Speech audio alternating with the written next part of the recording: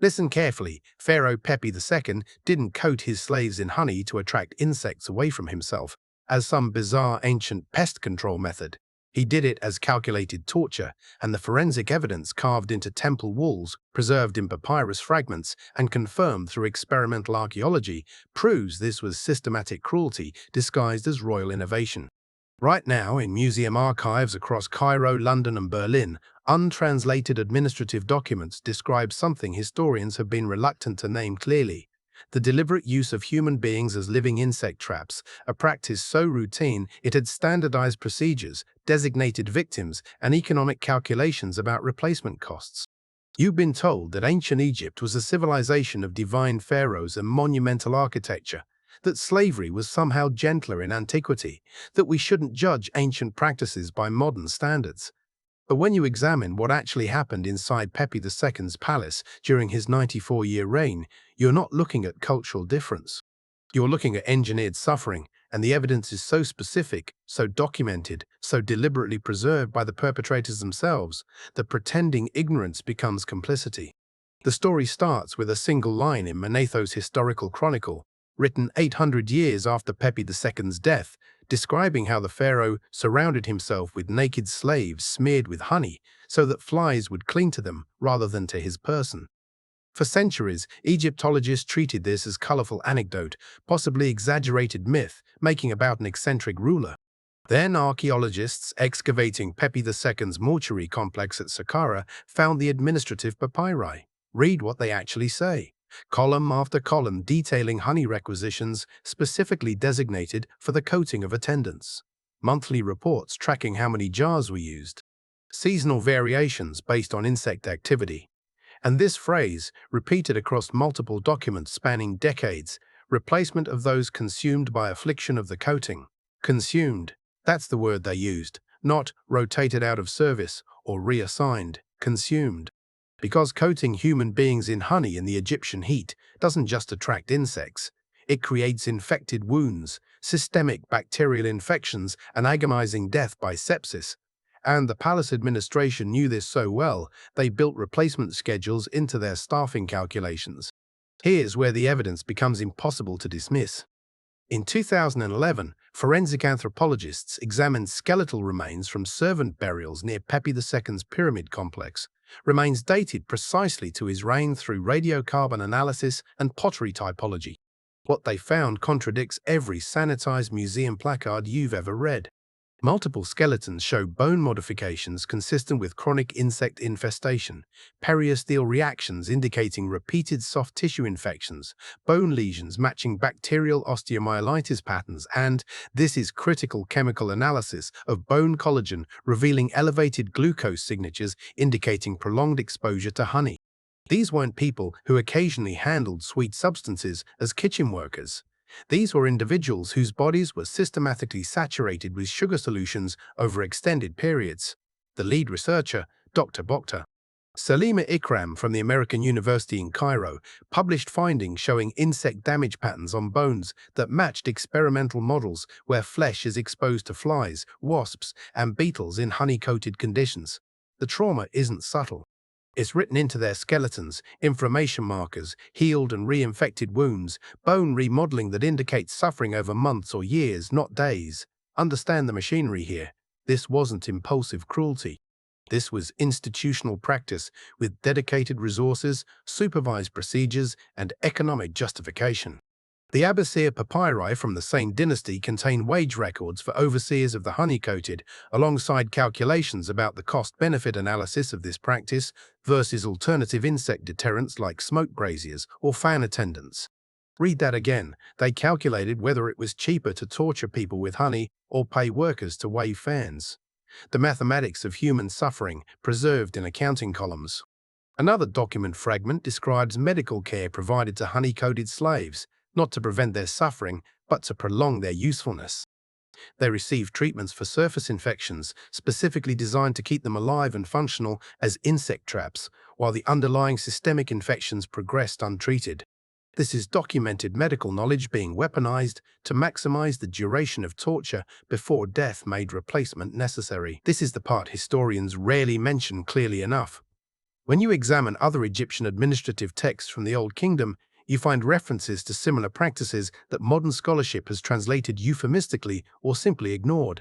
Temple records from multiple sites describe the purification by attracting of impurities, language that sounds mystical until you compare it against medical papyri describing insect-borne disease, and you realize they understood that flies carried contamination. The logic becomes horrifying. If insects carry impurities, and you want to protect the divine pharaoh from those impurities, you create human sacrifices to attract the contamination away from the royal body. It's not pest control. It's ritualized pollution transfer using human beings as filters. And they knew it was lethal. Medical texts from the Ebers Papyrus and Edwin Smith Papyrus both describe the progression of wound infections, the dangers of fly larvae in open sores, the inevitability of fever and death when skin is compromised and exposed to insect contact over time. The physicians who treated the royal family possessed this knowledge. They used it to protect some bodies while deliberately exposing others. But the real shock came when researchers started examining iconography with this evidence in mind. Wall reliefs in Pepi II's pyramid complex show processions of servants in distinctive poses, arms extended, bodies rigid, faces turned away from the pharaoh's throne. For a century, Egyptologists interpreted these as ritual gestures of respect or religious tableau. Then someone noticed details previous scholars had overlooked. The servants are depicted with textured surfaces on their skin, small marks that match artistic conventions for showing liquid or coating. In several reliefs, tiny carved details show insects clustered on these figures. The scenes aren't metaphorical, they're documentary. The artists who created these images were recording what they witnessed, human beings standing coated and still while insects devoured them, all for the comfort of the figure seated on the throne. This wasn't hidden, it was celebrated. Carved into temple walls as evidence of royal power, the ability to command such complete sacrifice that people would stand motionless while being eaten alive. The forensic evidence extends beyond human remains. Entomologists analyzing insect fragments preserved in the foundation deposits of Pepi II's mortuary temple identified species distributions that don't match natural environmental conditions. The concentrations of certain fly species, particularly Caliphoridae blowflies, are unnaturally high and clustered in areas corresponding to servant quarters rather than food preparation zones. These are necrophagous species, flies that feed on decaying flesh and open wounds. Their presence in those specific locations, in those specific densities, indicates sustained availability of compromised human tissue. The flies were being cultivated, fed, concentrated through the availability of human bodies as feeding sites. When you combine this with pollen analysis showing high concentrations of flora associated with honey production in those same areas, and residue analysis detecting honey compounds on wall surfaces where servants would have stood, you're not speculating anymore. You're reading a crime scene that's 4,300 years old. Listen to what the victims couldn't say. We don't have their voices, we have their bones. We have their graves, clustered in areas designated for low-status burials, bodies interred without the protective amulets or religious texts afforded to valued servants. We have skeletal evidence of young people, teenagers, some barely adolescent dying with infection patterns that indicate prolonged suffering. One skeleton examined by the Egyptian Museum's forensic team showed bone modifications, indicating the individual survived at least 3 major septic episodes before final death, meaning they were coated, developed life-threatening infection, received enough medical intervention to survive, then were coated again and again, until their body couldn't recover. That's not accidental. That's systematic. That's torture refined through repetition until the process could maximize suffering while maintaining functionality. The administration that documented this didn't see crime. They saw resource management. Now examine how this knowledge was preserved and transmitted. The practice didn't die with Pepi II. References to similar human insect deterrent systems appear in texts from later dynasties, always described with bureaucratic detachment, always framed as logical solutions to royal comfort needs. The Harris Papyrus from the reign of Ramses IV, over 1,000 years later, mentions those who bear the burdens of attraction in the context of palace maintenance staff. Linguistic analysis suggests this became technical terminology, a job classification for people whose function was absorbing environmental hazards meant for their superiors. The practice was normalized, encoded into administrative language, transmitted as institutional knowledge. And modern Egyptology has been uncomfortable naming it clearly, because doing so requires acknowledging that one of humanity's most celebrated ancient civilizations industrialized human suffering for trivial comfort. Understand what happens when we refuse to call this what it is. Museum exhibitions display Pepi II's artifacts, his statuary, his jewelry, his architectural achievements, without contextualizing the human cost that made those achievements possible. Tour guides in Cairo describe his remarkably long reign as evidence of stability and prosperity, without mentioning that his comfort was purchased with the bodies of people whose names we'll never know, whose suffering was so routine, it merited only accounting notation. Academic papers used passive voice. Slaves were utilized, rather than pharaohs tortured human beings.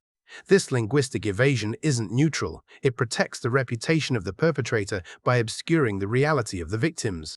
Every time we describe this as the honey formula for insects, we're using the language of innovation rather than atrocity. Every time we frame it as ancient pest control, we're accepting the perpetrator's justification rather than acknowledging what actually happened.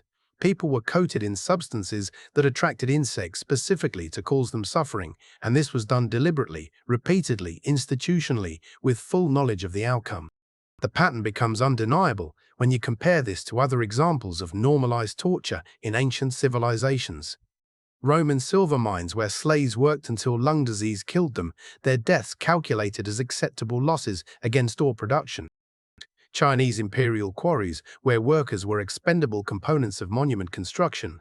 Mayan ritual practices where captives were kept alive through medical intervention specifically to prolong ceremonial suffering.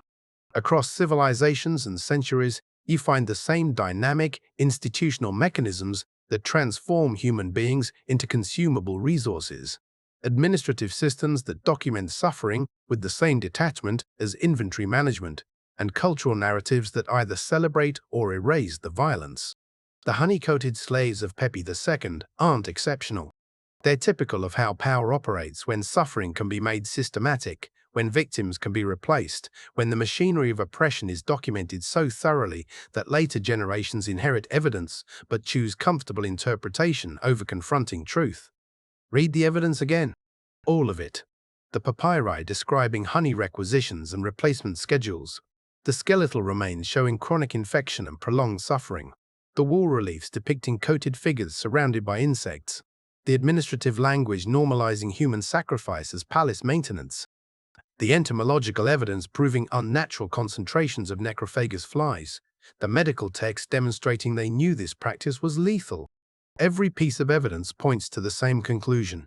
Pepi II and his administration tortured people systematically, documented it bureaucratically, celebrated it artistically, and transmitted it institutionally. This wasn't ignorance, this wasn't cultural difference. This was calculated cruelty with procedural manuals. The definitive truth is that forensic evidence doesn't let us maintain comfortable narratives about ancient Egypt. The bones don't lie, the chemistry doesn't lie. The administrative documents, when translated honestly rather than euphemistically, don't lie. Pharaoh Pepi II's honey formula for insects was human sacrifice disguised as innovation, and the victims' bodies testify to suffering that was engineered, sustained, and industrialized. We are the inheritors of this evidence. We are the ones who decide whether to name it clearly or preserve the linguistic evasions that protect the powerful across millennia. The slaves coated in honey couldn't speak. Their bones speak for them. Their infections speak for them. Their graves speak for them. And the question their evidence asks us is whether we'll finally listen, whether we'll stop describing torture as technique, whether we'll acknowledge that civilization is often built on suffering that's documented so thoroughly we can't claim we didn't know. The forensic proof is in the archives, in the graves, in the walls. Are we ready to read what it actually says? So what uncomfortable historical truth should we excavate next?